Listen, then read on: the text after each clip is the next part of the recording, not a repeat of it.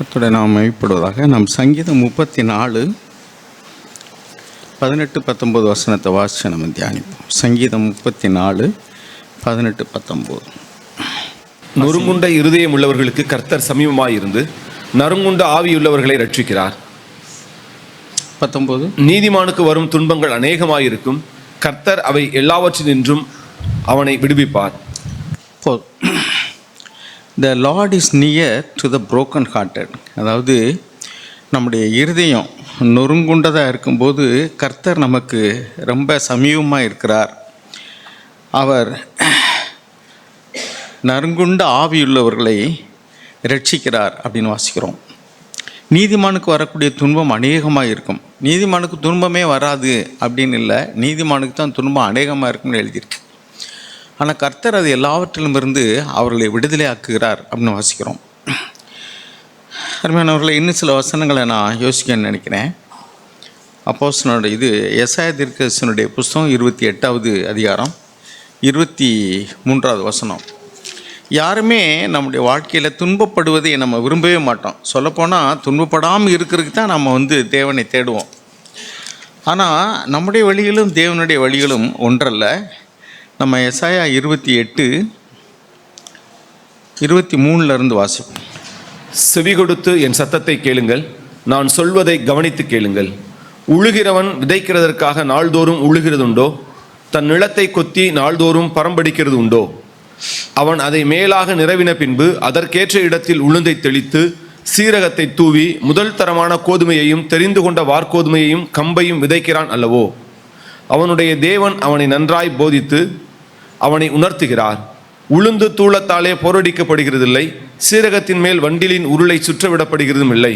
உளுந்து கோலினால் சீரகம் இளற்றினாலும் அடிக்கப்படும், அப்பத்துக்கு தானியம் இடிக்கப்படும். இடைவிடாமல் அவன் அதை போரடிக்கிறதில்லை. அவன் தன் வண்டிலின் உருளையால் அதை நசுக்குகிறதும் இல்லை, தன் குதிரைகளால் அதை நொறுக்குகிறதும் இல்லை. இதுவும் சேனைகளின் கர்த்தராலே உண்டாகிறது. அவர் ஆலோசனையில் ஆச்சரியமானவர், செயலில் மகத்துவமானவர். அவர் ஆலோசனையில் ஆச்சரியமானவர். He who has made his counsel wonderful and his wisdom great. பாருங்கள், நம்மளை தேவன் ஒவ்வொருவரையும் ஒரு நோக்கத்தோடு கூட அழைத்திருக்கிறார். அவருடைய பிரதான நோக்கம் தன்னுடைய குமாரனுடைய சாயலுக்கு ஒப்பாக நம்மை மாற்ற வேண்டும். அவர் பரிசுத்தராக இருக்கிறது போல் he is holy. அதே மாதிரி நாமளும் பரிசுத்தர் ஆகணுங்கிறது தான் அவருடைய நோக்கம். அந்த நோக்கம் பொதுப்படையான எல்லாரையும் குறித்து தேவனுடைய நோக்கம். ஆனால் தனிப்பட்ட விதத்தில் நம்ம ஒவ்வொருவருக்கும் ஒரு விதமான அழைப்பு உண்டு. ஏதாவது ஒரு காரியத்தை குறிப்பிட்டாப்புல அவர் ஒவ்வொருவரும் செய்யும்படிக்கு நியமிக்கிறார். அதே மாதிரி தான் இந்த தானியங்கள் அப்படின்னு வரும்போது எல்லா தானியங்களும் ஒரே மாதிரி கிடையாது. நாம் சில தானியங்களை சமைச்சு சாப்பிட்றோம், சில தானியங்களே வாசனை திரவியங்களை போல் யூஸ் பண்ணுறோம். இப்போ கடுகு யூஸ் பண்ணுறோம், வெந்தயம் யூஸ் பண்ணுறோம், ஏலக்காய் யூஸ் பண்ணுறோம். இதெல்லாம் பார்த்திங்கன்னா அது இல்லாட்டாலும் கூட அதுதான் அதுக்கு சுவையையும் மெருகையும் சேர்க்கக்கூடியது. அப்போ ஒவ்வொரு தானியத்தையும் நம்ம விளைய வைக்கும் பொழுது அது ஒவ்வொன்றுக்கும் ஒரு கால அளவு இருக்குது. ஒவ்வொன்றும் விளையிறதுக்கு தேவையான போஷாக்கு, தண்ணி, உரம், அதை அடிக்கும்போது அது விளைஞ்ச பின்னாடி அதை பக்குவப்படுத்தும் போது கூட நெல்லை ஒரு மாதிரிக்க, கோதுமையை ஒரு மாதிரிக்க, அல்லது வேறு தானியங்களை ஒவ்வொன்றையும் ஒரு மாதிரிக்கு இது பண்ணுறோம். அதுதான் எழுதிக்கு. உளுந்தை நம்ம பெரம்புனால் அடிக்கிறோம், கோதுமையை அல்லது நெல்லை போரடிக்கிறோம், மாட்டை விட்டு அல்லது டிராக்டர் விட்டு மேலே உழ விடுறாங்க, இது பண்ண விடுறாங்க. அதுக்கு ஒவ்வொன்றுக்கும் ஒரு அளவு இருக்குது. அது பக்குவத்துக்கு மேலே ஓட விட்டால் சரி, அப்புறம் மாவாகி போயிடும். இப்போ நெல்லுக்கு டிராக்டர் விட்டு ரசிக்கிறாங்க, அதே திரும்ப திரும்ப நசிக்கிட்டு இருந்தால் சரி, அங்கேயே பவுடராகி போயிடும்.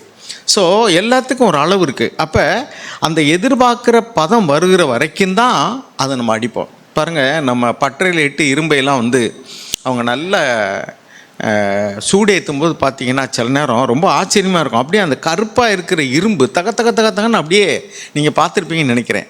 அப்படியே சிவப்பு கலரை தகன்னு ஷைனிங் இதாக இருக்கும். அது பார்க்கவே அவ்வளோ தீப்பிழம்புங்கிறோம் அப்படி இருக்கும். அந்த நேரத்தில் எடுத்து வச்சு அவங்க அடித்தாங்கன்னா அப்படியே அது வளையும். மற்ற நேரத்தில் அடிச்சிங்கன்னா அது சுத்தமாக வளையாது, அதை வச்சு இன்னொன்று உடச்சிடலாம். இப்படி தான் தேவன் ஒவ்வொன்றையும் பக்குவப்படுத்துறதுக்கு ஒரு மெத்தடை கையாளுறார், ஒரு டூலை கையாளுறார், அதாவது ஒரு கருவியை கையாளுகிறார். இரும்பை நொறுக்கணுன்னா இரும்பினால தான் கருக்கிட முடியும், இரும்பை வேறு பண்ண முடியாது. அதே மாதிரிக்கு ஒவ்வொன்றுக்கும் ஒரு கருவியையும் பயன்படுத்துகிறார், ஒவ்வொன்றுக்கும் ஒரு அளவையும் லிமிட்டும் வச்சுருக்கிறார். இதை இந்த அளவுக்கு தான் அரைக்கணும், இதுக்கு மேலே அரைக்கக்கூடாது. இப்போ ரைஸ் மில்லில் போட்டு நம்ம ஒன்று அரைக்கணும்னா மாவு ஆக்கிறதுக்கு ஒரு பிளேட்டு போடுவாங்க, அதையே வந்து கொஞ்சம் உடைக்கிறது மாதிரி பண்ணோம்னா அதுக்கு ஒரு இது. ஸோ அதையே ஒரு தடவை போடுவாங்க, 2 தடவை போடுவாங்க, இன்னும் கொஞ்சம் நைஸாக வரணும்னா அதிகமாக போடுவாங்க. நம்ம என்ன பலகாரம் சுட போகிறோமோ, இப்போ அதிரசத்துக்குன்னா மாவு வந்து கொஞ்சம் பதம், அது ஒரு மாதிரி பதம். அதே மாதிரி தோசைக்கு ஒரு பதம், இட்லிக்கு ஒரு பதம். அதுக்கு வந்து ஒவ்வொன்று பார்த்திங்கன்னா உப்புமாவுக்குனாக்கும் ரவையெல்லாம் அப்படியே நொரன்னு இருக்கும். அப்போ நம்ம வந்து அது என்ன செய்ய போகிறோமோ, what are you going to do with it, அதை வச்சு என்ன சமைக்க போகிறோம், என்ன செய்ய போகிறோமோ அதுக்கு தகுந்தாற் போல தான் அந்த மாவை, அந்த தானியத்தை நம்ம நொறுக்கிறோம். அதே மாதிரி தான் அந்த தானியத்தை விளைய வச்சு அறுவடை செய்யும் போதும். அப்போ தேவன் என்ன சொல்கிறாருன்னா, தேவனுடைய திட்டம், ஒரு மனிதனை குறித்து ஒரு திட்டம் இருக்குது. அப்பம் சுடணும் அப்படின்னு சொன்னால் தானியம் இடிக்கப்படும். நான் கடந்த வாரம் நம்ம திருவிருந்து சமயத்தில் உட்காந்துருக்கும்போது எனக்குள்ள ஆவியானவர் இப்படி தான் உணர்த்தினார். ஒரே அப்பத்தில் நம்ம எல்லோரும் பங்கு பெறுறோம். அந்த ஒரே அப்பம் சுடுறதுக்கு அநேக தானியங்கள் வந்து இடிக்கப்படும். இங்கே அப்படி தான் எழுதியிருக்கு 28 பாருங்கள். Grind for bread is crushed. அப்பத்துக்கு தானியம் இடிக்கப்படும். தானியத்தை வச்சு அப்பம் சுடணும்னா அது இடிக்கணும், அதிரசம் சுடணும்னா அது இடிக்கணும், அது தோசையாக்கணும்னா இன்னும் மாவை அரைக்கணும். ஸோ நம்மை கொண்டு தேவன் என்ன செய்கிறதுக்கு திட்டமாக இருக்கிறாரோ, பிளான் பண்ணியிருக்கிறாரோ, அது நிறைவேறும் வரைக்கும் நாம்ளை வந்து திரும்ப திரும்ப திரும்ப திரும்ப பண்ணிக்கிட்டே தான் இருப்பார். ஒரு மனுஷனை வந்து சில நேரங்களில் இந்த தங்கம் அல்லது இதெல்லாம் பாலிஷ் பண்ணும்போது சொல்லலாம், அதில் என் முகம் தெரியணும் அப்படின்னு சொல்லிட்டு. அப்போ தேவனுடைய சாயல் நமக்குள்ளே தெரிகிற வரைக்கும் தேவன் நம்மளை வந்து பக்குவப்படுத்திக்கிட்டே இருப்பார். அப்போ நம்ம இங்கே வந்து எபிரேயர்கள் நிருபத்தில் 2வது அதிகாரத்தில் 23வது வசனத்தில் நம்ம இப்படி வாசிக்கிறோம். எபிரேயர் 2:10. ஏனென்றால் தமக்காகவும் தம்மாலேயும் சகலத்தையும் உண்டாக்கினவர் அநேகம் பிள்ளைகளை மகிமையிலே கொண்டு வந்து சேர்க்கையில் அவருடைய ரட்சிப்பின் அதிபதியை உபத்திரவங்களினாலே பூரணப்படுத்துகிறது அவருக்கு ஏற்றதாய் இருந்தது. 9 வாசிங்க. 9. என்றாலும் தேவனுடைய கிருபையினால் ஒவ்வொருவருக்காகவும் மரணத்தை ருசி பார்க்கும்படிக்கு தேவதூதரிலும் சற்று சிறியவராக்கப்பட்டிருந்த இயேசு மரணத்தை உத்தரித்தது நிமித்தம் மகிமையினாலும் கனத்தினாலும் முடிசூட்டப்பட்டதை காண்கிறோம்.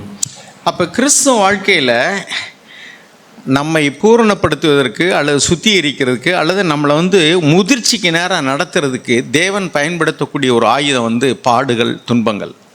இங்கே என்ன எழுதியிருக்கு 10வது வசனத்தில், for it was fitting for him for whom are all things and through whom are all things in bringing many sons to glory. யார் மூலமாக யாரை கொண்டு யாருக்காக தேவன் காரியங்களை செய்கிறாரோ அவரை to perfect the author of their salvation through sufferings. ரட்சிப்பின் அதிபதியை உபத்திரவங்களினாலே பூர்ணப்படுத்துவது அவருக்கு ஏற்றதாக இருக்குது. அப்படின்னா என்ன அர்த்தம்னா, ரட்சிப்பின் அதிபதியாக இயேசு பூரணத்துக்கு நடத்துறதுக்கு அவர் பயன்படுத்தின ஆயுதம் என்ன? பாடுகள், துன்பங்கள். அப்போ கிறிஸ்டியன் வாழ்க்கையில், கிறிஸ்டியன் லைஃப்பில் எனக்கு பாடுகளே வரக்கூடாது, எனக்கு துன்பமே வரக்கூடாது, எனக்கு நிந்தியே வரக்கூடாது, எனக்கு அவமானமே வரக்கூடாது அப்படின்னு நம்ம நினச்சோம்னா we are on the wrong path. தேவன் தன்னுடைய சாயலை மாற்றுறதுக்கு இப்போ ரிஃபைனரியில், இப்போ நீங்கள் அதான் நான் சொன்ன தானியத்தை வச்சு நம்ம மாவாக்கணும்னாக்கும் ஒரு தடவை அரைக்கிறாங்க, அரை தடவை அரைக்கிறாங்க. நம்மளே என்ன சொல்லுவோம் தெரியுமா, பார்த்துட்டு என்ன செய்ய போகிறோமோ அதுக்கு தந்தப்பில் இன்னொரு தடவை போடுங்க அப்படிம்போம். உளுந்து ஆட்ட போவோம், இன்னும் கொஞ்சம் போடுங்க, இன்னொரு தடவை போட்டுருங்க அப்படிம்போம். ஏன் அப்படின்னா அது இன்னும் நைஸாக வரணும். ஏன் நைஸாக வரணும்? நம்ம என்ன சுட போகிறோம்ன்ற பிளான் நமக்குள்ளே இருக்கோ அதுக்கு தந்தாற்போல். அப்போ நம்முடைய தேவன் நம்மை குறித்து ஒரு திட்டம் வச்சுருக்கார். நம்ம ஒவ்வொருவரையும் குறித்து ஒரு திட்டம். இந்த மனிதனை நான் இதற்கு பயன்படுத்த போகிறேன், இந்த மனிதனை நான் இதற்கு உபயோகிக்கப் போகிறேன், இந்த மனுஷியை நான் இதற்காக தெரிந்து கொண்டேன். அப்போ அவங்களுக்கு தகுந்தாற்போல் ட்ரைனிங் கொடுப்போம். உதாரணத்துக்கு வந்து இப்போ ஐஏஎஸ் தேர்வு எழுத போகிறாங்கன்னா அதுக்கு ஒரு கோச்சிங், நீட் தேர்வு எழுத போகிறாங்கன்னா அதுக்கு ஒரு கோச்சிங், ஜேஇ எழுத போகிறாங்கன்னா அதுக்கு ஒரு கோச்சிங். பாடத்திட்டமே வேறு, பயிற்சியும் வேறு. அதே மாதிரிக்கு இப்போ ஐஏஎஸ் எழுதுறவங்களாம் சொல்லுவாங்க, நான் 4 தடவை ஃபெயில் ஆகிட்டேன், 5 தடவை ஃபெயில் ஆகிட்டேன், 7 தடவை ஃபெயில். அது என்ன சொல்கிறாருன்னா, அவங்க விடாமுயற்சியோடு கூட மறுபடியும் தேவன் அதை தான் பார்க்குறாரு. ஒரு மனுஷங்கள் வந்து பாடுகள், கஷ்டங்கள் வரும்போது அப்படியே சோர்ந்து போயிட்டோம்னா, no this is not fit. அவன் எத்தனை முறை வந்து தோல்வி வந்தாலும் சரி, அந்த இப்போ சமீபத்தில் இப்போ மதுரைன்னு நினைக்கிறேன், யாரோ ஒரு பொண்ணு வந்து ஆல் இண்டியா லெவலில் ஐஏஎஸ் தேர்வில் 2வது ரேங்க் வாங்கியிருக்காங்க. அவங்க ஏற்கனவே 4 தடவை ஃபெயில் ஆனவங்களாம். இப்போ பார்த்தீங்கன்னா ஆல் இண்டியா லெவலில் 2வது ரேங்க். எப்படி முடிஞ்சுனாக்கும் அவங்க விட்டு போகல, சோர்ந்து போயிடல. நம்ம சில பேர் வந்து தோல்வி வந்துச்சுன்னா, பாடு வந்துச்சுன்னா, அல்லது கஷ்டம் வந்துச்சுன்னா, சரி இதெல்லாம் நமக்கு ஒத்து வராது அப்படின்னு சொல்லிட்டு we want to give it up. ஆனால் தேவன் என்ன பண்ணுறாருனாக்க, இது சரியாக வராது, என்ன பாடு வந்தாலும் சரி, கஷ்டம் வந்தாலும் சரி, who will stand for me. அப்போ அவங்கள வந்து ஒரு பெரிய பொறுப்புக்கு தெரிந்தெடுக்கும் போது வந்து இஸ் கண்டினியூஸ்லி க்ரஷிங். அதுதான் இங்கே சொல்கிறாரு, யாரெல்லாம் நொறுக்கப்படுகிறார்களோ, யாரெல்லாம் ஆவியில் வந்து நெருக்கப்படுகிறார்களோ அவர்களுக்கு நான் ரட்சிப்புக்கு துணையாக நிற்பேன். அப்போ ஏன் இது நெருக்காமையே இப்படி பண்ணிட்டா என்ன ஆண்டவரே? நம்ம லூக்கா 12:50 வாசிங்க. லூக்கா 12:50. ஆண்டவரை இயேசு கிறிஸ்துவை இந்த பூமியில் வாங்கும்போது இப்போ அவரை குறித்து தான் நம்ம வாச்சோம். ரட்சிப்பின் அதிபதியை உபத்திரவத்தினாலே பூர்ணப்படுத்துவது அவர் கேட்டதாக இருந்ததுன்னு. அப்படி உபத்திரவத்தினால அவர் உபத்திரவத்தில் போகும்போது வந்து அவருக்கு ஒன்று ரொம்ப தேவசித்தம் செய்யணுன்னு தான் ஒப்பு கொடுத்தாரு. ஆனால் உபத்திரவத்தின் வழியாக தேவன் நடத்தும்போது அவருக்கே அது கஷ்டமாக தான் இருந்துச்சு. அது இஷ்டமாகவும் இல்லை. இஷ்டமாக அவர் கீழ்ப்படிய விரும்பினாலும் அது பாடுகளுக்குள்ள கடந்து போகும்போது அது கஷ்டமாக தான் இருக்கும். அதை வாசிங்க 12:50. நான் முழுக வேண்டிய ஒரு ஸ்நானம் உண்டு, அது முடியும் அளவும் எவ்வளவோ நெருக்கப்படுகிறேன். பார்த்தீங்களா? நான் முழுக வேண்டிய ஒரு ஸ்தானம் உண்டு அப்படின்னா எனக்கு ஒரு திட்டத்தை தேவன் வச்சிருக்காரு, அதை நான் நிறைவேற்ற வேண்டும். ஆனால் அது முடியும் அளவும் எவ்வளவோ நெருக்கப்படுகிறேன் அப்படின்னா அவரே என்ன சொல்கிறாரு?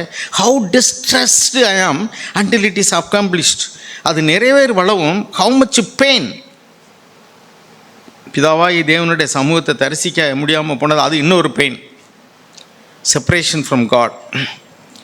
ஸோ அவர் இந்த உலகத்தில் சந்தித்த பாடுகள், நிந்தைகள், அவமானங்கள், மிஸ் அண்டர்ஸ்டாண்டிங், அப்புறம் அது போக வந்து மனிதர்களால் வந்து சரீரப்பிரகாரமான உபத்திரவங்கள் இதெல்லாம் கடந்து போகும்போது தான் நம்ம இதிலெல்லாம் அந்த ராடு இதெல்லாம் டெஸ்ட் பண்ணும்போது, காங்கிரீட்லாம் டெஸ்ட் பண்ணும்போது இது எவ்வளோ லோடு தாங்கும், எவ்வளவு லோடு இது மேலே ஏற்றலாம், அதெல்லாம் டெஸ்ட் பண்ணுவாங்க.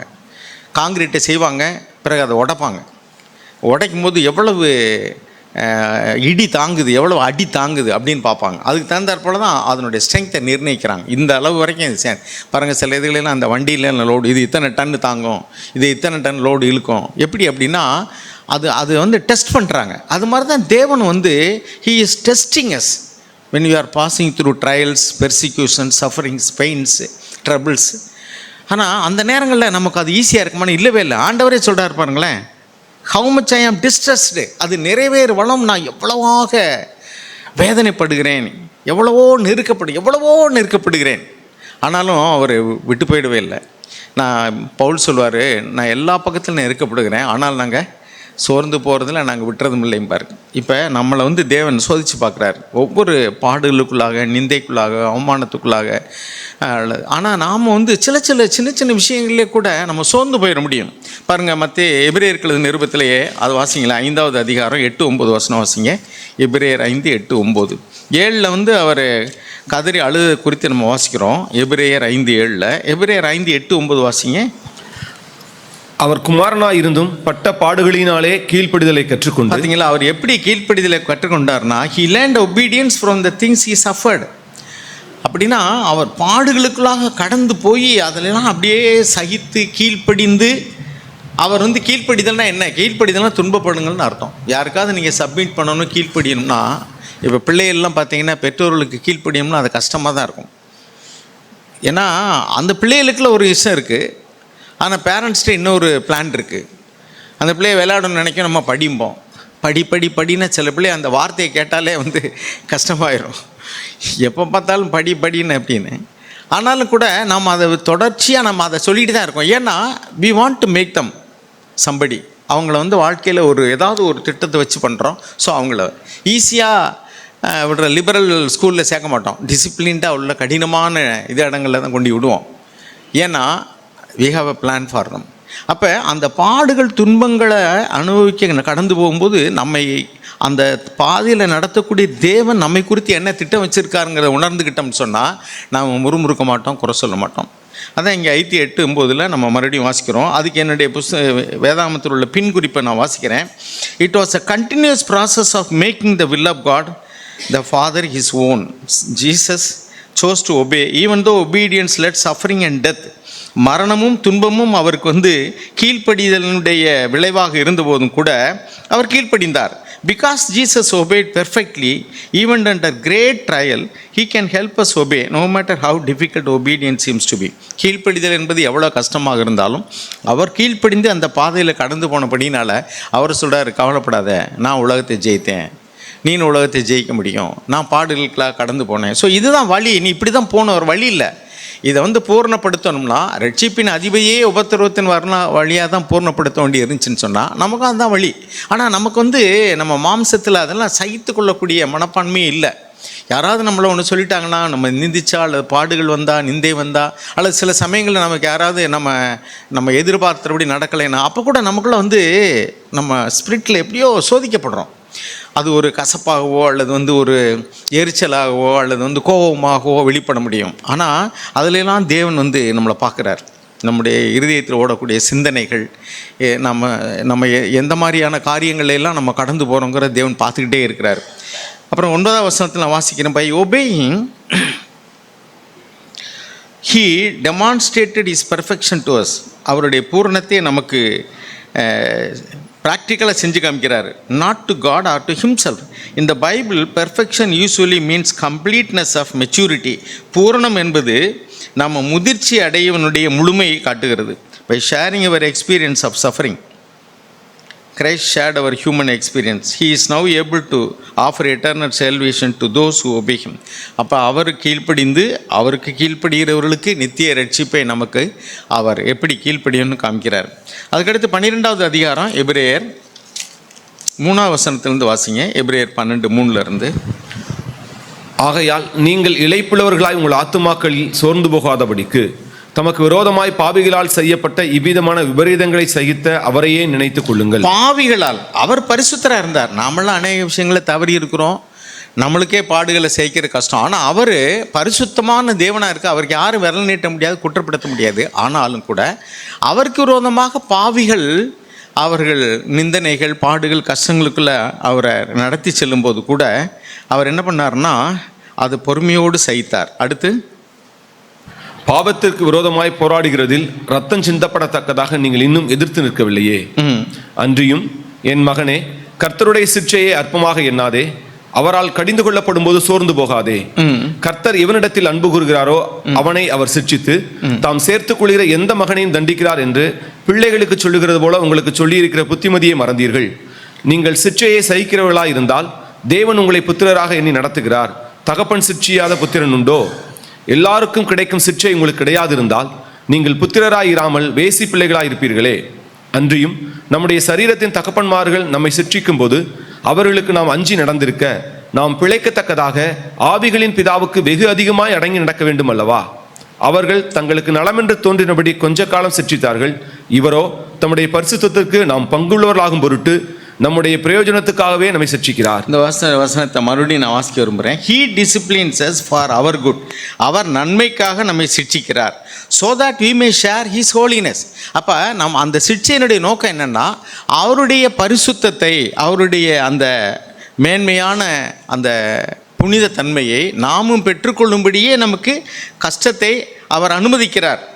நான் வாசிக்கிறேன் கீழே அந்த 3வது வசனத்துக்குள்ளதான ஃபுட் நோட்டில் இதில், suffering is the training ground for Christian maturity. எப்படி? சஃபரிங், துன்பப்படுதல் என்பது இஸ் தி கிரவுண்டு, நிலம். எதற்குனா ஃபார் கிறிஸ்டியன் மெச்சூரிட்டி. கிறிஸ்தவ வாழ்க்கையில் முதிர்ச்சி அடைகிறதற்கு துன்பப்படுதல் அல்லது பாடுகள் அல்லது கஷ்டங்கள் அதுதான் ட்ரைனிங் கிரவுண்டு. இங்கே என்சிசி மிலிட்ரியில் உள்ளவங்களுக்கெல்லாம் வந்து ஒரு ட்ரைனிங் கிரவுண்டுன்னு வச்சுருப்பாங்க. அங்கே தான் வந்து இப்படி துப்பாக்கி இதில் போட்டு இப்படி தவிர சொல்லுவாங்க, கிராவலிங் வாங்க. சில நேரம் பனிஷ்மெண்ட்டாக அப்படி கொடுப்பாங்க, ஓட சொல்லுவாங்க, துப்பாக்கிட்டு சுட சொல்லுவாங்க. அந்த கிரவுண்டில் போட்டு சரியாக செம்மையை வதக்கி எடுத்துருவாங்க. அதே மாதிரி தான் பயிற்சிங்கிறது. மேலே ஏற சொல்லுவாங்க, ஓட சொல்லுவாங்க, குதிக்க சொல்லுவாங்க. ஏன்னா அதெல்லாம் வந்து எதுக்குன்னா அவங்கள டெவலப் பண்ணுறதுக்கு. அப்போ தான் அந்த மிலிட்ரியில் வார் டயத்துலலாம் அவங்க வந்து கடுமையான சூழ்நிலைகளுக்குள்ள கடந்து போக வேண்டியிருக்கும். அவங்க வந்து காடுகளுக்குள்ள, மலைகளில், தண்ணியில், நீச்சலில் ஒளிஞ்சு அப்படிலாம் போக வேண்டியிருக்கும், பதுங்கி. ஸோ அதுக்கு முன்னக்கூடியே அவங்க வந்து கஷ்டமான வழியில் ட்ரைனிங் கொடுக்குறாங்க. அந்த ட்ரைனிங் வந்து நமக்கு ஈஸியாக இருக்காது, ரொம்ப கடினமாக இருக்கும். அங்கே தான் நம்ம நிறைய பேர் வந்து சோர்ந்து போயிடுறோம். அதுதான் இங்கே 12:3 எழுதியிருக்கு, நீ சோர்ந்து போகாத, don't lose heart, don't grow weary. 13ஆம் வசனத்தில் எழுதியிருக்கு பாருங்கள். ஆகையால் நீங்கள் இழப்புள்ளவர்களாய் உங்கள் ஆத்துமாக்களில் சோர்ந்து போகாதபடிக்கு தமக்கு விரோதமாய் பாவிகளால் செய்யப்பட்ட விபரீதங்களை சகித்த, பாடுகளை சகித்த, துன்பங்களை சகித்த அவரே நினைத்து கொள்ளுங்கள். 10வது வசனம், சாரி 12வது வசனம். ஆகையினால் நெகிழ்ந்த கை 11 12 வசனம். எந்த சிற்றையும் தற்காலத்தில் சந்தோஷமாய் காணாமல் துக்கமாய் காணும். ஆகிலும் பிற்காலத்தில் அதில் பழகினவர்களுக்கு அது நீதியாகிய சமாதான பலனை தரும். முதல்ல ஒரு சிக்ஷையை பாடுனா நமக்கு வந்து ரொம்ப பெயின்ஃபுல்லாக இருக்கும், பேர் பண்ணிக்கிறே கஷ்டமாக இருக்கும். என்ன இப்படிலாம், எதுக்காக நம்ம இப்படிலாம் கஷ்டப்படணும், இந்த வழியெலாம் நமக்கு ஒத்து வராது அப்படின்னு கூட நினைக்கலாம். ஆனால் பின்னாடி அதனுடைய ரிசல்ட்டை பார்க்கும்போது நல்லது. பாருங்கள், நம்ம வந்து பெரும்பகுதி சின்ன பிள்ளைகள் வந்து ரொம்ப ரொம்ப டிசிப்ளின்டாக உள்ள ஸ்கூலில் ரொம்ப கடினமாக நடத்தக்கூடிய வாத்தியார்கள்ட்ட அவங்க வந்து இருக்கும்போது எப்படா இங்கேருந்து போவோம்பாங்க, அல்லது எப்படா இந்த ஆள் போய் தொலைவான் அப்படின்னு சொல்லி நினைப்பாங்க. ஒருத்தர் சொன்னார், என் மனைவி திருந்தவே மாட்டா, சேஞ்ச் ஆகவே மாட்டேங்கிற, அதனால் கேன் ஐ சேஞ்ச் மை ஒய்ஃப்னு. அது மாதிரி வந்து இந்த ஸ்கூலில் வந்து நான் விடுதலையாகவே இருக்க முடியாது, அதனால் ஸ்கூலை சேஞ்ச் பண்ணலாமா அப்படின்னு நினைக்கிறதுலாம் உண்டு. நான்லாம் வந்து ஒரு காலத்தில் பியூசி சென்ட் ஜோசப் காலேஜ் ட்ரிச்சியில் படித்தேன். அப்போ நான் ஒரு அவ்வளவு எனக்கு முதிர்ச்சி கிடையாது லைஃப்பை குறித்து. அப்போ நான் ரசிக்கப்படவும் கிடையாது. காலையில் 5 மணிக்கு எழுப்பி விட்றாங்க. அது அந்த காவிரியார் அந்த கேம்பஸ்குள்ள ஓடும். அதாவது அந்த அந்த சென்ட் ஜோசப் காலேஜினுடைய கேம்பஸ் இருக்குது. விடிய காலம் 5 மணிக்கு நல்லா குளிர் காலத்தெல்லாம் பார்த்தீங்கன்னா எந்திரிக்க முடியாது, நல்லா பயங்கர குளிராக இருக்கும், போர்த்திட்டு படுத்து கிடப்போம். 5 மணிக்கெலாம் கையை தட்டி லைட்டை போட்டு எல்லோரும் எந்திரிப்பாங்க. ஒரு சேவியர் ஹால்னு ஒன்று, ஒரே ஹால் அது. இப்போ +2 தான் அப்போ வந்து எங்களுக்கு பியூசின்னு சொல்லி எழுப்பி விட்டால் உடனே அந்த நேரத்தில் அது வந்து ஆர்சி இது, உடனே எல்லோரும் போய் பல்லு விளக்கி டாய்லெட்லாம் போயிட்டு முகத்தை கழுவிட்டு வந்து மாசுக்கு போகணும். வரிசையை நிறுத்தி மாசுக்கு போய் எவன்டா வரலேன்றவாங்க, எவன்டா லேட்டாக வர்றான்பாங்க. அங்கே நின்றுக்கிட்டு அதுக்கு பொறுப்பாக இருக்கிற சாமியார்கள்லாம் அப்படியே வரிசையாக போய் அந்நேரம் வந்து 1 மணி நேரம் மாஸ் அட்டன் பண்ணோம். மாஸ் அட்டன் பண்ணிட்டு வந்து எல்லாம் குளிச்சு கிளம்பி எல்லாம் கிளம்பணும். அந்த காலையில் 5 மணிக்கு எழுப்பும்போது ரொம்ப கஷ்டமாக இருக்கும் அந்த நேரம். அந்த வருஷமே நான் நினச்சிட்டேன், அடுத்த வருஷம் இனிமேல் எந்த வந்தாலும் சரி இந்த காலேஜில் படிக்கவே கூடாது. அந்த காலேஜில் இடம் கிடைக்கிறதே பெரிய காரியம். அப்போ நான் வந்து ஃபஸ்ட் கிளாஸ் வித் டிஸ்டிங்ஷனோட பாஸ் பண்ணேன். அடுத்த வருஷம் இந்த காலேஜுக்கே போகக்கூடாதுன்னு நினச்சேன். அடுத்தாப்பில் நான் பிஎஸ்சி டிகிரியில் வந்து விஎஸ்சி காலேஜ் விருதுநகரில் படித்தேன். எல்லா பசங்களோடு சேர்ந்து சுற்றி கடைசியில் 3rd கிளாஸில் தான் பாஸ் பண்ணேன். ஒருவேளை நான் அங்கேயே இருந்திருந்தேன்னா என் லைஃப் வேறு மாதிரி போயிருந்திருக்கும். ஏன்னா அந்த வயசில் வந்து எனக்கு ரொம்ப கஷ்டமாக இருந்துச்சு. இதெல்லாம் இன்னும் விடிய காலத்தில் தூங்க விட மாட்டேங்கிறாங்க, எழுப்பு. அதே மாதிரிக்கு வந்து வெளியிலலாம் போகவே முடியாது.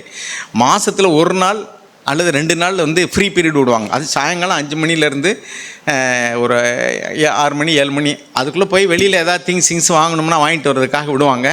அது போயிட்டு கரெக்டாக அந்த டயத்துக்குள்ளே வந்துடணும். இல்லைன்னா இங்கே வந்து அந்த ப்ரிஃபெக்ட்டு இதெல்லாம் நிற்பாங்க. அதே மாதிரிக்கே ஒரு மாதத்தில் எப்பாவது ஒரு நாள் வந்து ஒரு ஃபுல் டே விடுவாங்க. காலையில் வந்து மத்தியான சாப்பாட்டையும் கட்டி கொடுத்து வெளியில் போய் சொல்லிடுவாங்க. ஒரு ஃபுல் டே வெளியில் போயிட்டு சாயங்காலம் ஒரு டயத்துக்குள்ளே வந்துடணும். அப்படி ரொம்ப ஸ்ட்ரிக்ட்டு. அதாவது அதெல்லாம் எங்களுக்கு வந்து அப்போ அந்த வாலிப பிராயத்தில் ஒரு ஃப்ரீ பேர்ட்ஸாக இருக்கும்னு நினைப்போம். முடியவே முடியாது. ஏன்னா அது ஏன் அப்படி வச்சுருக்காங்க அப்படின்னா, அப்புறம் வந்து இந்த சில இதுகளில் வந்து எப்படின்னா காமன் ரூமாக தான் இருக்கும். இப்போ அந்த பியூசிலாம் தனித்தனி ரூம் கிடையாது. அப்புறம் ஃபஸ்ட் இயருக்கு வந்தாச்சுன்னா தனித்தனி ரூம்லாம் கொடுப்பாங்க. தனி ரூம்னா ஒரு 2 3 பேர் 4 பேர் சேர்ந்து. ஏன் அப்படி வச்சுருக்காங்கன்னா, அந்த பருவத்தில் அப்படி இருந்தால் தான் அவங்க கண்ட்ரோலாக இருப்பாங்கங்கிறக்காக தான். அதே மாதிரி தான் பேரண்ட்ஸ் இன்றைக்கி பிள்ளைகளை நம்ம டிசிப்ளினாக வைக்க விரும்புகிறோம். அங்கே போகாத, இங்கே போகாத, அதை பார்க்காது, இதை பார்க்காத, செல்ஃபோனில் உள்ள நேரத்துக்கு மேலே பார்க்காது, இப்படி. ஏன்னா அவங்களுக்கு வந்து அந்த பருவத்தில் தெரியாது. அப்போ அவங்களுக்கு ஃப்ரீ விட்ட உடனே சில பேர் வந்து அதான் சொல்லணும்ல, அவுத்து விட்டான் கழுதை எடுத்து விட்டுச்சான் ஓட்டம்ட்டு அந்த கண்ட்ரோல் ஷிஃப்ட் பண்ண உடனே சில பிள்ளைகளுக்கு பார்த்தீங்கன்னா 10th பயங்கரமாக இது பண்ணி அவங்கள படிக்க வச்சு நல்ல மார்க் எடுத்து வச்சுருவாங்க. 12th போகும்போது போயிடும். ஏன் தெரியுமா? அவனுக்கு அங்கே பிடிச்சி க்ரஷ் பண்ணி அவனை மார்க் எடுக்க வச்சிடுறாங்க. அவன் 11 12 அப்புறம் காலேஜின்னு போன முன்னாடி அவன் க்ரஷ் பண்ணுறது, அப்போ ஃப்ரீ ஏறுறா அப்படின்னு சுற்றினான்னா அவ்வளோதான், லைஃப் தொலைஞ்சது. அப்போ நான் என்ன சொல்கிறேன்னா, நம்ம யாருமே வந்து பாடுகளை அல்லது டிசிப்ளினை விரும்புகிறதே இல்லை. ஆனால் உண்மையாக நம்ம வந்து பின்னாடி அதை யோசிச்சு பார்ப்போம். அன்றைக்கி எனக்கு எவ்வளோ டிசிப்ளின்டாக வளர்த்தது நல்லது, இல்லைன்னா நான் அப்போ என் வாழ்க்கை தாறுமாறாக போயிருக்கோம். எவ்வளோ கண்டிப்பாக வளர்த்தது நல்லது. பாருங்கள், நம்ம சர்ச்சை குறித்து கூட வெளியில் போகிறவங்க பின்னாடி என்ன சொல்கிறாங்கன்னாக்கும், அங்கே உள்ளது மாதிரி நான் அங்கே, அதாவது இங்கே வந்து நான் வந்து ரொம்ப ஒரு ஆசீர்வதிக்கப்பட்டேன், பாதுகாப்பாக இருந்தேன், எனக்கு நல்லா இருந்துச்சு அப்படிங்கிற மாதிரி ஃபீல் பண்ணுறவங்க இருக்கிறாங்க. ஏன்னா அவங்களுக்கு வந்து இங்கே இருக்கும்போது அப்படி சொல்ல மாட்டாங்க. அதே மாதிரி தான் பிற்காலத்தில் நம்ம பின்னாடி அது ஒரு சமாதான பலனை தரும். பிற்காலத்தில் நாம் வந்து யோசிக்கும்போது நான் கடந்து வந்த பாதையில் நினச்சி பார்க்குறேன், அடடா சின்ன வயசில் என்னைய எங்கள் அப்பா அம்மா அனுப்பின பள்ளிக்கூடம், எனக்கு டீச் பண்ண டீச்சர்ஸு, என்னை கண்டிப்பாக வளர்த்த என்னுடைய பெற்றோர்கள், நான் போன பள்ளிக்கூடம், நான் போன சர்ச்சு, எனக்கு உபதேசம் பண்ண சகோதரர்கள், எங்களை. ஏன்னா இங்கே இருக்கும்போது வந்து எரிச்சல் அடைகிற சில பிரதர்ஸ் சிஸ்டர்ஸ்லாம் பார்க்குறேன். வெளியூரில் போய் அங்கங்கே போய் பார்த்த பின்னாடி அவங்க வந்து இப்போ அவங்க நன்றி செலுத்துகிறாங்க. எங்களுக்கு நீங்கள் அந்த சர்ச்சில் நாங்கள் வளர்ந்த விதம், எங்களை நடத்துனது, ஐ எம் தேங்க்ஃபுல் அப்படின்னு. ஏன்னா அது இப்போ தான் அவங்களுக்கு தெரியுது. அதே மாதிரி தான் இன்றைக்கி நம்ம கடந்து போகிற பாடுகள், கஷ்டங்களுடைய நோக்கத்தை, தேவன் நடத்துகிற நோக்கத்தை பின்னாடி நம்ம விளங்கிக் கொள்ளும்போது, கடந்து வந்த பாதைகளை நினைத்து பார்க்கிறேன், கர்த்தாவே கண்ணீரோடு நன்றி சொல்லுறேன்னு சொல்லுவோம். ஆமர்மையானவர்களே, தேவன் நம்மை நேசிக்கிறார், நம்முடைய அன்பு தகப்பன். அவருடைய குமாரனுடைய சாயலாக, அவருடைய பரிசுத்தத்துக்கு பங்குள்ளவர்களாகும் போட்டு தான் நம்மளை சிட்சிக்கிறார், நம்மளை பாடுகளுக்குள்ளாக தெரிந்தே நடத்துகிறார். நமக்கு தெரியும் சில பிள்ளைகளுக்கெல்லாம் கடினமான ட்ரைனிங்கு அவங்க, ஆனால் நம்ம தெரிஞ்சே நடத்துகிறோம். அந்த பரீட்சையை தெரிஞ்சே போய் எப்படியாவது எழுதிருன்னு சொல்கிறோம். ஏன்னா நம்ம பெரியவங்களுக்கு தெரியும் இது அவங்களுக்கு நல்லது, ஆனால் அந்த பிள்ளைகளுக்கு தெரியாது. அதனால் என்ன எங்கள் அப்பா அம்மா என்னை நேசிக்கிறாங்களா இல்லையா, அவங்க என் மேலே அன்பாகவே இல்லை அப்படின்னு நினைப்பாங்க. அப்போ நாம் என்ன நினைக்கிறோம், நோ உனக்கு அப்படி தான் தெரியும், பின்னாடி உனக்கு தெரியும் அப்படின்னு. அப்போ அதை கீழ்ப்படிந்து எடுத்துக்கலைன்னா பின்னாடி என்ன செய்வாங்க, பின்னாடி வருத்தப்பட தான் முடியும். ஐயோ அப்போவே எங்கள் அப்பா அம்மா சொன்னதை நான் கேட்கலையே, என் போதகருடைய சிக்ஷையை நீதிமொழியில் எழுதியிருக்கு, போதகருடைய சிக்ஷையை நான் அலட்சியம் பண்ணனே, இப்போ நான் அதனுடைய பலனை அனுபவிக்கிறேன் அப்படின்னு சொல்லுவாங்க. ஆனால் அப்போ ஒன்றும் பண்ண முடியாது. எனவே அருமையானவர்களே, நான் சமீபத்தில் எனக்கு தேவன் உணர்த்தின ஒரு காரியத்தை சொல்கிறேன். நான் எத்தனையோ வருஷமாக தேவனுடைய விசுவாசியாக தான் இருக்கிறேன். ஆனால் தேவன் எனக்கு முகமுகமாக பேசினார் நான் ஒன்றும் சொல்ல முடியாது, ஒரு தரிசனத்தில் பேசினார்னு நான் சொல்ல முடியாது. ஆனால் ஆவியானவர் எனக்கு உணர்த்துறார் அப்படின்னு நான் விசுவாசிக்கிறேன். பாருங்கள், சில இடங்களில் இப்போ நான் இங்கேருந்து நிற்கிறேன், நீங்கள் எல்லோரும் என் முகத்தை தான் பார்க்க முடியும், உங்களுடைய முகத்தை பார்க்க முடியாது. ஆனால் இங்கேருந்து பார்க்கும்போது சில இடங்களில் நான் சர்ச்சுக்கு போகும்போது பார்த்துருக்கேன், யாராவது ஒருத்தர் தூங்கி விழுந்துட்டு இருப்பார், ஒருத்தர் பக்கத்தில் பேசிகிட்டு இருப்பார், பிள்ளைகள் விளையாடிக்கிட்டு இருப்பாங்க. இங்கேருந்து பார்க்கும்போது அது பளிச்சுன்னு தெரியும் ஒரு மாதிரியே. சில இடங்களெல்லாம் தூங்கிட்டு இருக்காங்கள, பிரதர் போய் முகத்தை கழுவிட்டு வாங்க அப்படின்னு சொல்லியிருக்கேன். அவங்க முகத்தை கழுவிட்டு ப்ரேயர் முடியிருக்குள்ள போயிடுவாங்க. ஏன்னா வெக்கமாக இருக்கும் எல்லாருக்கும் முன்னாடி. நம்ம சொல்கிறது முகத்தை கழுவிட்டு வாங்கன்னு தான் சொல்லுவோம்.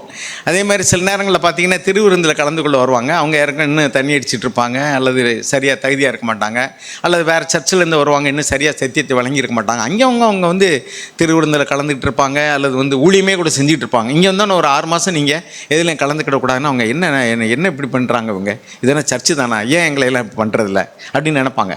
But that is good for them. அவங்க நான் சரியாக சத்தியத்தை வழங்கி கீழ்ப்படி அப்படி.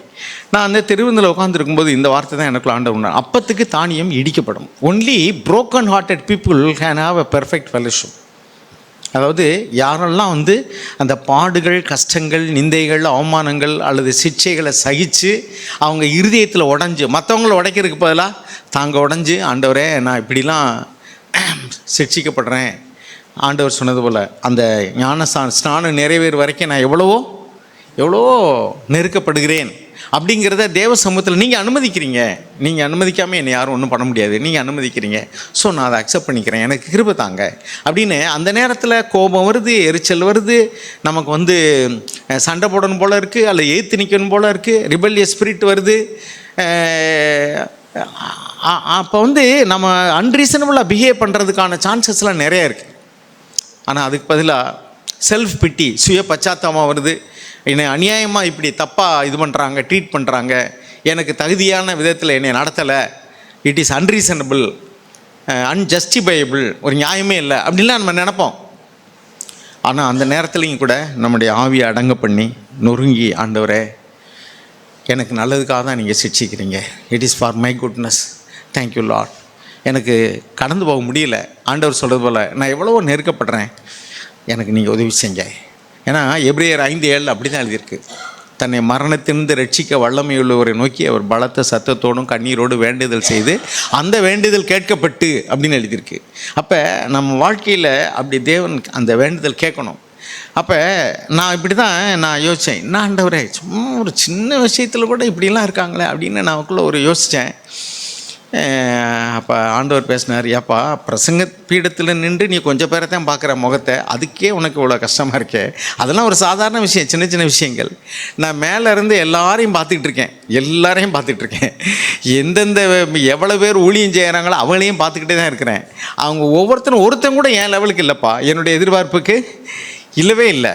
இப்போ நான் எதிர்பார்க்குறேன் பிள்ளைகளாக இப்படி தான் இருக்கணும், பெரியவங்களாக இப்படி தான் இருக்கணும், ஒவ்வொரு சூழ்நிலையில் இவங்கவுங்க இப்படி தான் நடந்துக்கணும்னு பார்க்குறேன். அப்படி இல்லாத போது எனக்குள்ளே அப்படியே சோதிக்கப்படுறேன்.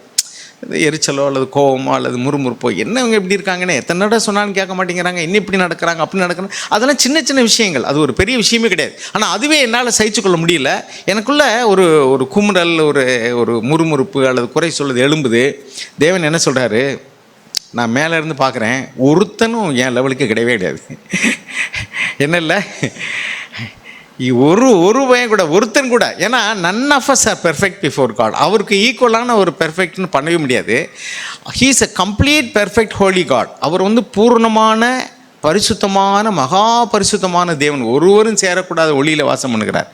அவர் நம்மளை ஊழியக்காரங்கிறாரு, என்னுடைய சேவகன்கிறாரு, தாசன்கிறாரு. ஏன்னா நம்ம யாருமே பெர்ஃபெக்ட் கிடையாது. ஆனால் நம்மளை இன்னும் வந்து பொறுமையாக சபையில் வச்சுருக்காரு, நம்மளை நேசிக்கிறாரு. எனக்கு ஆவியான உணர்த்தினது இப்படி தான். நான் உங்ககிட்டே எவ்வளோ பொறுமையாக இருக்கேன் தெரியுமா? நான் எதிர்பார்க்குறபடியா நீ இருக்கிற, நான் எதிர்பார்க்குறபடியா நீ இருக்க இல்லையப்பா. நான் உங்கள்கிட்ட எவ்வளோ பொறுமையாக இருக்கேன். ஆனால் நீ சந்திக்கிறதான பிரச்சனைகள்லாம் சின்ன சின்னது. இதுக்கே நீ இவ்வளோ எரிச்சல்படுறிய, நீ இவ்வளோ தூரம் கோவப்படுறிய. நான் உங்கள்கிட்ட எவ்வளோ பொறுமையாக இருக்கேன் தெரியுமா? நான் மேலேருந்து பார்க்குறேன், ஒரு வயல் என் அளவுக்கு கிடையவே கிடையாது. நான் எதிர்பார்க்குறபடி யாருமே கிடையாது. தேவன் நம்மகிட்ட எதிர்பார்க்குறபடி எந்த மனிதனும் கிடையாது. நான் இன்னும் எவ்வளோ பொறுமையாக இருக்கேன். வேறு வழி இல்லை, நான் உங்களை வச்சு தான் நான் ஏதாவது செய்ய வேண்டியிருக்கு. நீங்கள் பெர்ஃபெக்ட்னு நினச்சிக்காதீங்க. நீ யாருமே என் லெவலுக்கு கிடையவே கிடையாது. ஆனால் உங்கள் எல்லாரிடத்துலையும் நான் பொறுமையாக இருக்கிறேன் அப்படின்னு சொல்லும்போது நான் சிரிச்சுக்கிட்டேன். நான் எவ்வளோ வெக்கமாக இருக்குது, அசிங்கமாக இருக்குது. நான் இவ்வளோ மோசமானவனாக இருந்தேன், தேவன் என்கிட்ட எவ்வளோ பொறுமையாக இருக்கிறார். ஏன்னா அவர் மேலேருந்து பார்க்கும்போது, இப்போ நம்ம ஃப்ளைட்டில் போகும்போது பார்த்தீங்கன்னா எல்லாமே தெரியும் கீழே. இப்போ இங்கேருந்து பார்க்கும்போது இங்கே உட்காந்துருக்கவங்க முகம் தான் தெரியும் எனக்கு, அதுவும் நம்ம தெளிவாக பார்க்க முடியாது. ஆனால் தேவன் மேலே இருந்து எல்லாரையும் பார்க்குறாரு, எல்லா நிகழ்வுகளையும் பார்க்குறாரு, ஒவ்வொரு மனிதனுடைய இருதயத்தையும் பார்க்குறாரு. எல்லாம் வெளியரங்கமாக இருக்குது, ஆனால் அவர் பொறுமையோடு சகிக்கிறார். Really you are very great God. ஏன்னா இந்த tolerance of imperfection is perfection. அதாவது பூர்ணமடையாதவர்களுடைய அந்த அபூரணத்தை, அவருடைய இம்மெச்சூரிட்டியை சகித்து கொள்வது தான் பூரணம்ங்கிறது. அப்போ தேவன் எவ்வளவா சகிச்சுக்கிட்டு என்னை வச்சுருக்கார். இல்லைன்னா I will become unfit to stand here. அவருடைய இறக்கத்தினால தான் நம்ம நிற்கிறோம். ஆனால் அந்த மன்னிக்கிறது குறித்து ஆண்டவர் சொன்னார்ல, நான் இவ்வளவு கடன்பட்ட உனக்கு நான் மன்னிச்சிட்டேன், உங்ககிட்ட வந்து இப்படி 100 தாளந்து கடன்பட்டவனுக்கு நீ உன்னால் மன்னிக்க முடியலையேன்னு சொல்கிறது மாதிரி தான் நம்ம. அநேக நேரத்தில் ஆண்டவரே நான் வெக்கப்படுறேன், எனக்கு இறக்கம் பாராட்டுங்க, என்னால் முடியல. நீங்கள் எவ்வளவோ காரியங்களெல்லாம் செய்கிறீங்க, ஆனால் என்னால் சகிக்க முடியல. நம்ம ஒவ்வொருவரும் இப்படி எப்போ மற்றவங்களுக்காக இல்லாமல் தனக்காக ஆண்டவரே அப்படின்னு நொறுங்குள்றோமோ, நான் சரியில்லை ஆண்டவரே, ஐ ஆம் அன்ஃபிட் லார்ட், நான் வந்து இன்னும் பூர்ணமாக வேண்டியிருக்கேன் அப்படின்னு நம்ம உடையிறோமோ, அதுதான் அந்த சங்கீதம் 34:18-19 என்ன எழுதியிருக்கு? Those are crust in spirit. இருதயத்தில் நொறுங்குண்ட இருதயம் உள்ளவர்களுக்கு கர்த்தர் சமீபமாக இருந்து நறுங்குண்ட ஆவியுள்ளவர்களை ரட்சிக்கிறார். அதுக்கடுத்து 19, நீதிமானுக்கு வரும் துன்பங்கள் ஏன்? பைபிள் என்ன எழுதியிருக்குன்னா, நீதிமானாக இருக்கிற இன்னும் நீதிமானாகட்டும், பரிசுத்தமாக இருக்கிறோம் இன்னும் பரிசுத்தமாகட்டும், பாவியாக இருக்க இன்னும் நீ பாவியாகிட்டு போ. அப்போ நீதிமானுக்கு ஏன் துன்பம் அதிகமாக வருது? இன்னும் நீதிமானாகும் பிடிக்கு. அப்போ தேவன் வந்து நீதிமான்களுக்கு ஏன் துன்பத்தை அனுமதிக்கணும்? நீதிமானா உனக்கு துன்பமே கிடையாதுப்பா அப்படின்னு சொல்ல வேண்டியது தானே. நல்ல காலேஜுக்கு போனோம்னா டெய்லி டெஸ்ட் இருக்கும். நல்லா படிக்கிறவங்களுக்கு தான் டெய்லி டெஸ்ட். எதுக்கு? அவங்கள வந்து ஒரு பூர்ணமான நிலைமை கொண்டு வர்றதுக்கு. எனவே எல்லாருக்கும் கிடைக்கிற சிக்ஷை நமக்கு கிடைக்கலைன்னா தான் தேவன் என்னை கைவிட்டார்னு நினைக்கணும். தேவன் நம்ம சிக்ஷிக்கிறார்னா he still hope, he has hope for me. எனவே அந்த நல்ல தகப்பனுக்கு நம்ம நன்றி உள்ளவளாக இருக்கோம். ஆண்டவரே, நீங்கள் இயேசுவே நொறுக்கு சித்தமானீங்க, அதுபோல் எங்களையும் நீங்கள் நொறுக்கி எங்களை உருக்கி நீங்கள் எங்களை உருவாக்க விரும்புகிறீங்க. எங்களுக்கு வரக்கூடிய பாடுகள் கஷ்டங்கள் எல்லாமே எங்களை ஷேப் பண்ணுறதுக்கு ஒரு பேட்டில் கிரவுண்ட் அல்லது சஃபரிங். நீங்கள் எனக்கு அனுமதிக்கக்கூடிய பாடுகள் கஷ்டங்கள் நிந்தைகள் நெருக்கங்கள் எல்லாமே நான் கிறிஸ்துவுக்குள்ளே வளர்கிறதுக்கு, to grow in maturity, it is a training ground. அது வந்து எனக்கு பயிற்சி தளம். தேங்க்யூ லார்ட், நீங்கள் என்னை நேசிக்கிறீங்க, அதனால தான் சிக்ஷிக்கிறீங்க. ஆனால் என்னால் சகிக்க முடியலை, எனக்கு உதவி செய்யுங்க, எனக்கு ஆவியில் பலத்தை தாங்க. ஆண்டவரை எபிரேயர் 5:7 சொன்னது போல் நாம் நொறுங்கி ஆண்டவர் நோக்கி கூப்பிட்டோம்னா, எனக்கு உதவி செய்ய ஆண்டவரே என்னால் முடியலை அப்படின்னு சொன்னால் கண்டிப்பாக கர்த்தர் நமக்கு உதவி செய்வார். God bless us all. தேவைப்பட்டவங்க போய் இருந்து கொள்ளலாம்.